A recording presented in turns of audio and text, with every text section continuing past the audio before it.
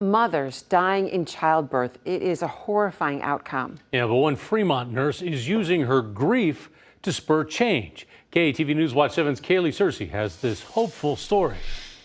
Navy mechanic Austin Neal is used to piecing together aircrafts, but when tragedy hit close to home, it was his family life left to rebuild. I would have never guessed that I'd be here right now, honestly. Losing the mother of his first child. I just figured, we're going to go to the hospital, I was going to have our baby, and we're going to go home and return to our normal lives, but that never happened. But on November 3rd, 2021, it was like a movie, like hundreds of people, well, it wasn't hundreds, but people just came flying in the room. Like, it was crazy. Doctors were able to save his son, but Austin was forced to say goodbye to his wife. My sister-in-law, Andrea, which would be Carter's mom, died in labor from an amniotic fluid embolism. The fluid of the amniotic sac entered Andrea's bloodstream, causing a severe allergic reaction. It can cause cardiac arrest, it can cause respiratory arrest, and then it can cause severe bleeding as well. As Ashton helped her brother grieve, she coped with going back to work as a labor and delivery nurse. I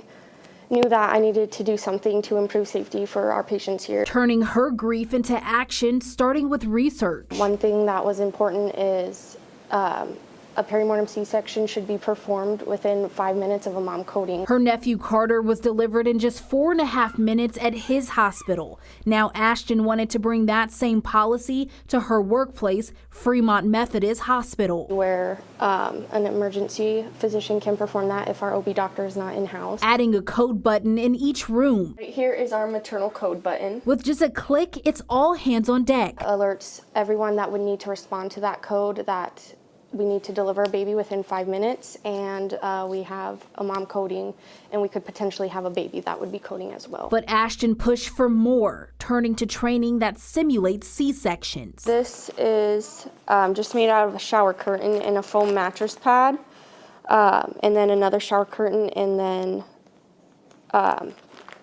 just a laundry basket. Tying it to a mannequin with the ball to represent the uterus, filled with a baby doll and a water balloon. So then you just cut.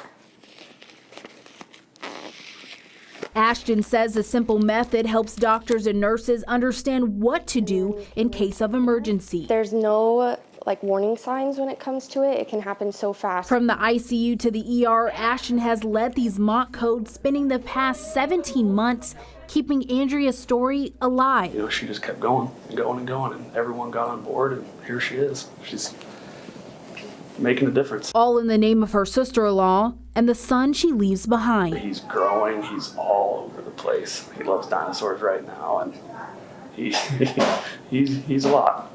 Kaylee Searcy, KETV, Newswatch 7.